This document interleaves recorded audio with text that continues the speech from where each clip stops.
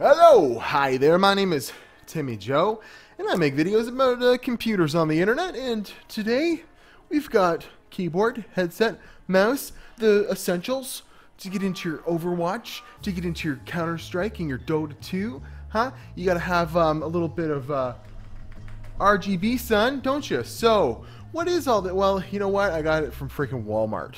So, if you want to RGB, if you want a game on a budget, is this stuff really, viable? You go into the Walmart electronics section and, like, is it actually, like, terrible to pick this stuff up? Will you be made fun of at all the lands? Yes. But is this, are these things crappy? Well, let me tell you all about them right after this intro.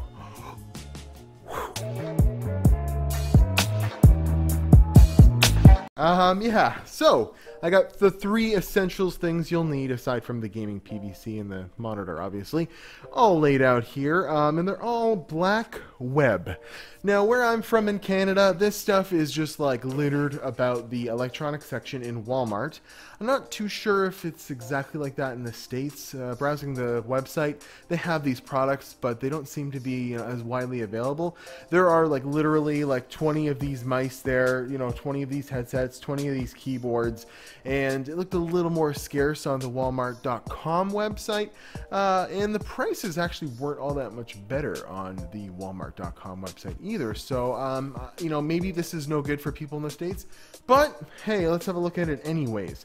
So we have three products here. We have, we'll start off with the headset.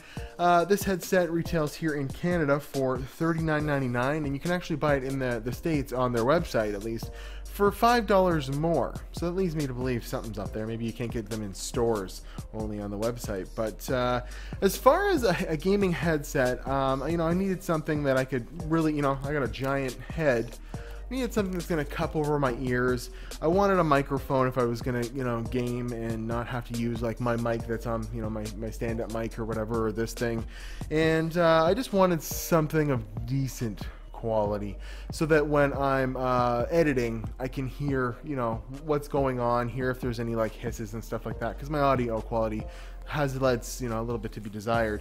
When I plug this thing into my smartphone, actually, it has the ability to use the mic in line with your smartphone. It has the three prongs on the plug, which is pretty cool. And then it comes with this adapter that allows you to plug it in to, your green and pink outlets on your computer, which is pretty nice. It also has an inline control for volume and to turn the mic on and off. I actually really kind of dig this headset. I could not find a headset for any cheaper than we'll say 90 bucks Canadian in stores. I know you can go on Amazon and get this stuff for cheap, and it's probably of equivalent quality, maybe even crappier quality than this stuff. But how does the actual audio fidelity go in this? Well, not terribly great, but I wouldn't expect that, but not too bad either. Like, these don't thump bass, they don't they're not amazing, they're not really that loud. As for the build quality, like, they're really good. Every one of these things has braided cables. Now, whether or not that's just for looks or if it actually functioned to help, the product stay together longer, remains to be seen. But it's pretty good. It even has little braided cables coming from the cups to the ear pads. There's this nice, like, foam rubber in here that doesn't feel too bad. The cups feel like they have some sort of vinyl on them that's not too far away from leather. And, nothing feels very cheap about the headphones or really any of this stuff, which really surprised me. Moving on to the mouse. The mouse is this, pretty decent size. Of course, it's got to be RGB. You can click it and it changes colors, as well as it has a DPI setting. Let's see here, from...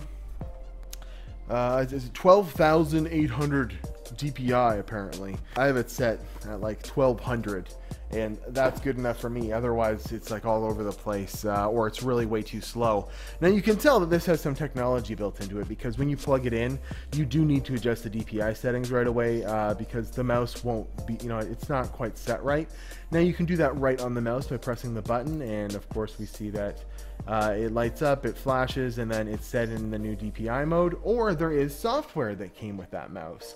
Now I thought, it's on CD. Do I got to get a CD-ROM out? Well, let's look on the internet. I could not find a website for any of this crap. It's all, if you Google it, leads you back to Walmart's website. And I actually found the software for the mouse online on a Reddit post, I think. Someone was saying, like, you can't find this software anywhere, but here, I'll put it on my Google Drive just for whoever was asking, because they bought it used. And I actually downloaded, or looked at the CD-ROM, and it was the same version. So I don't imagine they've ever updated the software. Now you can see here the software, you know, it has a lot of options. Has the ability to change the color, pretty custom color palette for the light inside of this. The mouse is actually, as far as like cheap gaming mice go, it's pretty damn good. It's heavy. It has this nice metal underneath that makes it like substantial. And whenever I go back to using like a crappy mouse that came with, like, you know, some hardware, like just an Asus mouse or whatever, I feel like it's like tiny in my hand now, because that thing's so substantial. It's actually grown on me quite a bit. Now the keyboard I picked up specifically for this video, because I didn't buy the keyboard initially, because I had a SteelSeries gaming keyboard that I paid like 20 bucks for on Kijiji a while ago. That was crap, and I had spilled juice on it once or twice and washed it out, and there was some sticky keys. But I was just going to stick with that until I could afford a gaming keyboard, or until I got one sent to me. And then, haha, Mad Giga actually sent me a mechanical gaming keyboard, which I'll review in another video. But that's why the keyboard is, you know, I haven't used it for very long before this showed up, so I don't have as many opinions on the keyboard. But it's a membrane keyboard. It has the same kind of terrible software situation as the mouse. It's not the same software either, so you need to have two different pieces of software.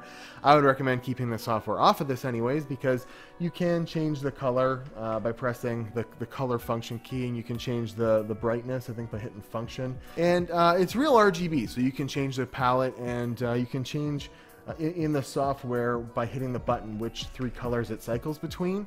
There's no real crazy like effects. There's in the software there's a breathing and a pulse. That's about it. And it being a membrane keyboard, it was actually pretty damn good. The keys are nice and chunky, and I never really had a problem typing on it.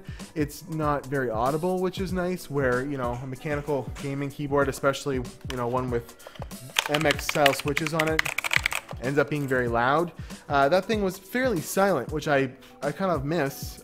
It's nice to have a mechanical keyboard, and we'll get to that eventually. But the one problem with this is you would probably buy it for the macros on it, right? It has macro keys. It has 3 macro key profiles, and you can change between those to change the 5 buttons on the side. So you basically press 1 and you have 5 buttons, 2 you have 5 different buttons, 3 you have 5 different buttons. And on this keyboard, I could never get the macros to work in the software. There's a section you see here, it loads up the macro, or you want to set up the macro, and it asks you which macro you want to adjust first, and you can't populate that box. And I googled it, and people have the same problem, and there's been no updates. And there's even an update in the software to put different firmware on this, and I could not find any firmware for it. I couldn't find an update to the software. So you'd probably buy this thinking, you know, you could do some CS macros to load your buys, or, you know, Dota 2 or whatever macros to do your potions and shit, and it's not going to work, which probably is the main advantage of this keyboard over just buying some $20 keyboard that doesn't have RGB. And then that section doesn't work. So I'm going to say a kibosh on the gaming keyboard, simply because you'll probably run into the same issue as me, where you can't load the macros, and then what's the freaking point? Unless all you really bought it for was to, you know, switch it between the colors and the fact that it's nice. And I gotta say, it's really heavy, actually. There's definitely some metal in here that weighs it down. I was very surprised at how substantial all this stuff was for the price. So all in all, I gotta give the Walmart budget keyboard setup a thumbs up. I'm going to do this video again, but with Amazon stuff like this Mad Giga, seeing as this is 50 bucks on Amazon, and that keyboard was 50 bucks Canadian, so, and it's $40 American. To spend the extra $10 to get real mechanical keys, and, you know, a lot more people have bought this, it seems like, so there's a little bit more support. would probably be your better option.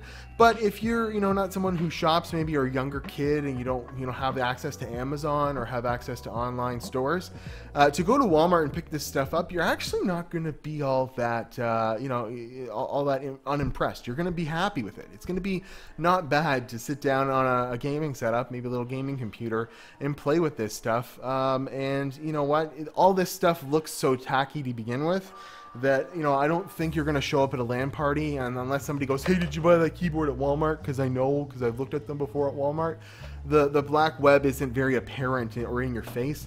There's a little logo here and there or a spider web somewhere on it, but it's not like it's like, Mad Giga Extreme. It's just kind of subtle, which is nice, and the packaging was pretty nice too. So thumbs up to the Walmart gaming setup.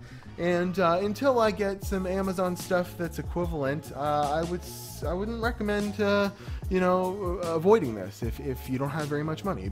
Wouldn't be a bad little setup for you. I'm at Watch Timmy Joe on Instagram and Twitter. What do you got? What kind of keyboards do you guys have? Do you go all balls for the walls and spend like $400 or $500 on all this stuff total, or are you a budget conscious shopper that might look at that Walmart section and actually go like, maybe I can get away with using that, like I am, because I'm actually using the mouse and the headset as my daily drivers, and I'll be using this keyboard as my daily driver, and you will see a review for it very soon. I will see you guys in another video, maybe about this keyboard, maybe about some other stuff. But I appreciate all the love and stuff and the subscriptions, and hit the subscribe button, and we'll talk to you later.